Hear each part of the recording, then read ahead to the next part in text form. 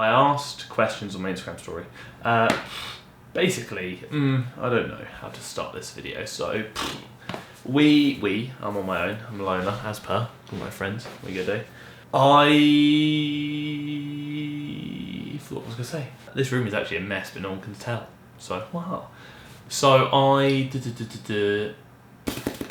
So I have a list of like video ideas of things I want to cover, and one of them was do a Q&A. I know there's like generic, oh, you can't think of any ideas, you do a Q&A, which is what we usually say, or we had said in the past. In reality, it's a relatively easy video to make. It doesn't require a massive amount of preparation. It's usually quite fun. I say it's quite fun, it's more interactive, like more personal, because you basically ask questions and I answer, usually from Instagram, which is what I've done today, or technically yesterday. So what we're gonna do, I said what we're gonna do, what I'm gonna do is I'm gonna look at my phone for the majority of the video, because I'm gonna read the questions that I can't remember, and I'm gonna answer them as we go, and we'll probably put them on screen. Yes, I'll do that. I'm gonna try and get through as many as I can in this given period of time. We'll find the questions first, I've lost them. Pickle. What is the most enjoyment you get from making videos? So that's actually quite an interesting question, because I make videos. So, well, hey, there you go. To be honest, I think the thing I enjoy most about creating content is the interaction with people. So it's nice to upload something to a platform, like a social media platform such as YouTube, and you get a response from people. So I say, this is my opinion, people either agree or disagree, and you can then engage in discussion with that person.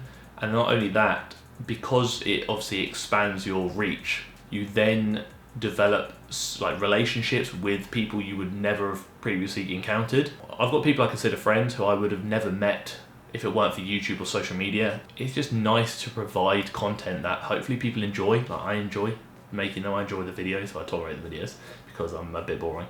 But it's nice to provide content that people are like, you know, I actually enjoy that. It's almost like satisfactory in that sense. Do you find bodybuilding routines less social, and does it bother you? Yes and no. I found like obviously with powerlifting there's much more of a community in the sense that when you're going for like, if you're training with your friends, you're all squatting, you're working together and you'll kind of hype each other up and going for like heavy single or whatnot, that was very much interactive and social, whereas bodybuilding you're very much isolated to some extent. So yeah, I guess you would say it's antisocial. But saying that, I think you kind of adopt more of them, or I've now adopted more of a mentality to kind of get in, get out. So go in, do exercises. Obviously I tend to train on my own anyway, or if I do train with someone, it's usually GT. We're doing different things and we are interacting with each other between like sets, so rest periods, but ultimately you are very much isolated and alone. Something that I quite enjoy. I just like putting my headphones in, cracking on with that, and I'm sure he does too. But like I said, if we need to chat, if we need someone to sport, we need someone to force rep, we need anything, we would then obviously interact with each other. And then we have a chat about life, which then makes it a bit more social. So yeah, I guess you would say it probably is a bit more antisocial than powerlifting. Like I said, I enjoy it, I prefer it, genuinely. What is your single biggest regret and or word I can't say on camera? In all honesty, I don't know if I can answer this question. Quite frankly, I have made many mistakes throughout my life. I have many regrets, but I don't know if I can necessarily narrow down to one largest regret. I guess they'd probably be associated or revolving around previous behaviour in probably my teenage years. Initially, the first one that came to mind was my academic performance. So throughout school, I was doing quite well initially, and then I remember it was like a parents' evening. They basically said predicted grades and they were high, and I kind of switched off because I felt there's a lot of pressure on me. So if I didn't achieve those grades, I'd almost fail, and that was at the time a massive fear of mine, which is failure. Rather than be like, okay, well, I'm gonna try my best, if I fail, I fail. It's like, well, I'm not gonna bother trying, so I'm choosing to fail, so I can't fear something I'm choosing to do. So my school performance, or academic performance, especially through GCSEs and A-levels, plummeted massively.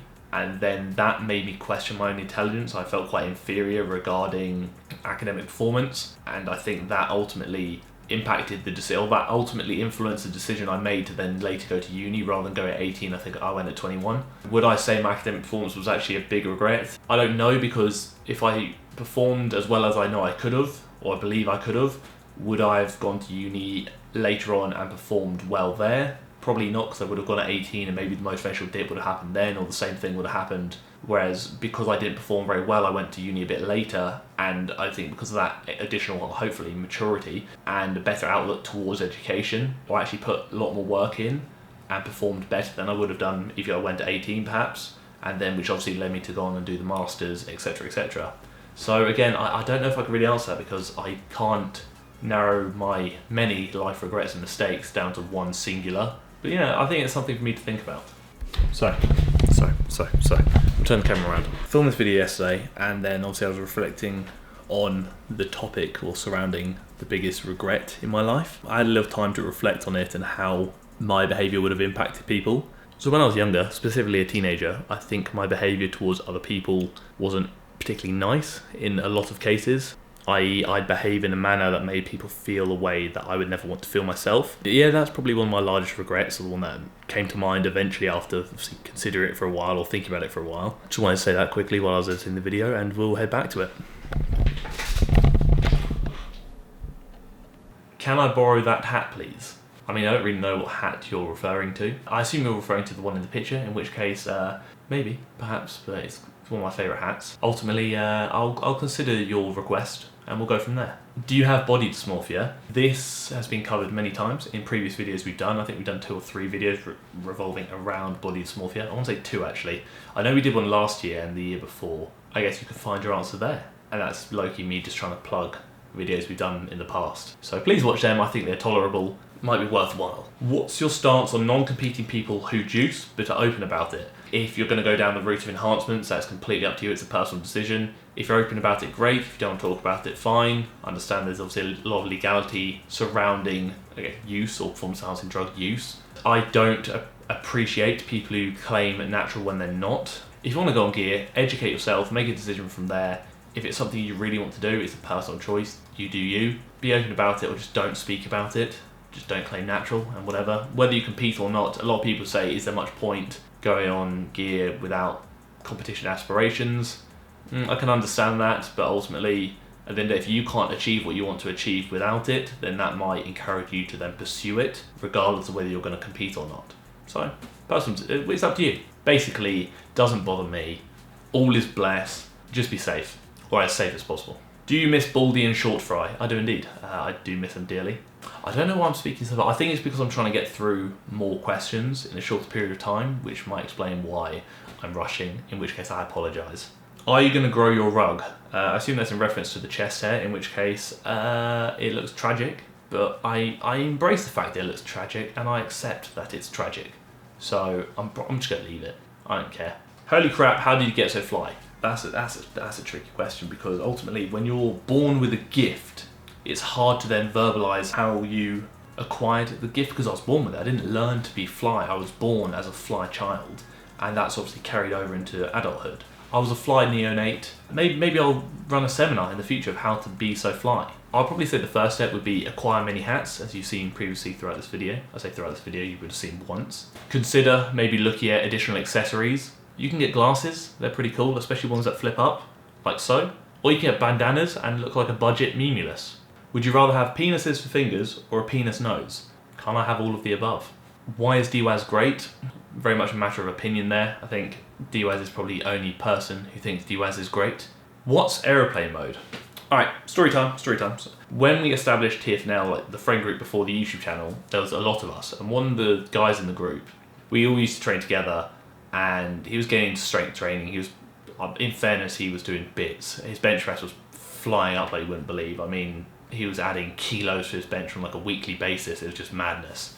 We were all running conjugates at the time. We were preparing for a max effort lift. I think he was going for a PB of like 125 kilos. Bear in mind he weighed, I want to say like around 80, maybe sub 80 at the time, and he hadn't actually been training long, hadn't been focusing on strength training for very long at all. I mean, a matter of months. He went MIA, so we're in the group chat messaging him like, oh, we're going to meet at this time. We do it like blah, blah, blah. And like heard nothing from him, messages weren't delivering. We were like, okay, what's going on? So I thought nothing of it really. Got to the gym, sat in the car park, and suddenly we see him walking along the car park towards us. And we're like, where have you been for the last like 24 hours? We haven't heard from you for a day. And he was like, oh, I put my phone on airplane mode. I was like, what do you mean? Basically, he wanted to eliminate external distractions on like drama and whatnot, just so he could focus on bench press. And by doing that, or to do that, he put his phone on airplane mode for like a day, and we heard nothing from him. He went in, he did bits on the bench press, smashed it, so it worked. And that became like a running thing. I created a Spotify playlist called Aeroplane Mode, which is basically my top gas tunes in the world. I think in 3 years I've added like 18 songs to it, because they are, like, you cannot get higher than that in my opinion. Like, if you were talking about going for a PBPL, like heavy lift, that is the peak. Before doing 180, the night before when I went to bed, I put my phone in airplane mode. So throughout the entire day of the 180 bench press, bear in mind I trained in the evening, I had no interaction with my phone because I was mentally preparing for the 180 bench because it was probably the biggest milestone in my lifting career. So I wanted to eliminate external distractions based on what our friend had done previously. I was like, you know what, we're going to do it. And yeah, it just became a thing. So if you're ever going for like a heavy lift or you're like competing or whatever, beforehand, the day of or the night before, you then put your phone in airplane mode and you go, you focus. Are you going to do any collabs? I would love to. I just don't know who to collab with. I'm speaking to a couple of friends and I'm hoping to meet up with them in the near future. I just need to wait for uni to like start and settle down first, and then I can actually organise based on timetables and when we're both free or when we're all free. So yeah, I want to do collabs, to just figure out who else I can collab with. And I think, drop the phone. I think we're going to call it there. Hopefully you tolerated this video. The next video, I'm meant to be going to a big ting bodybuilding gym next week, so probably a week from now. Hopefully I'll be able to film there, and then that would make a good video. Very much a training related video or vlog like I had done previously with GT, as he will also be in attendance. Let me know what you thought of the video down below. If you haven't already, join the TFNL community page on Facebook. We're trying to make it grow. I say we're trying to make it, I'm trying to make it grow because it's a good place. Dislike the video, unsubscribe, don't tell your friends, don't share it, don't comment down below.